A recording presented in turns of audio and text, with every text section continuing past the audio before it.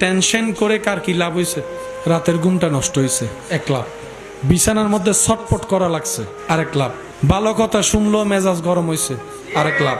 অনেক সময় সে মেজাজটা, বিরক্তটা এমন পর্যায়ে পৌঁছে গিয়েছে, ছোট ছোট বাচ্চা দুষ্টামি করছে, আপন মনে খেলতেছে, তার উপর দিয়ে রাগটা উড়ে দিছে, আরেক লাভ।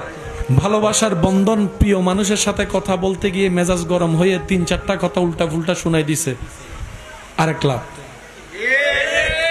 ভালো করে খাবারটা হয় নাই, আরেক লাভ। কাজে যেতে ইচ্ছে করছে না, মন ভালো নেই, আরেক লাভ।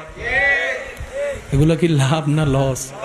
এবার আপনি সিদ্ধান্ত নিয়ে বলেন, আমরা কি লস চাই না লাভ চাই? এগুলা করলে লসে যাব, ধৈর্য ধরলে লাভে যাব। এগুলা করলে লসে যাব, শুকরিয়া করলে লাভে যাব। আমরা যেহেতু লাভটাই চাই, আমাদেরকে শুকরিয়াতে যেতে হবে। আমরা যেহেতু লাভটাই চাই, ধৈর্যকে আপন করতে হবে। কারণ মুসলমানদের জীবন দুনিয়াতে শেষ হয় না, আখেরাতে তাদের অনন্তকালের জীবন শুরু হয়। মুসলমানদের ঈমান আখেরাতে আছে, কথা বলেন ঠিক কিনা?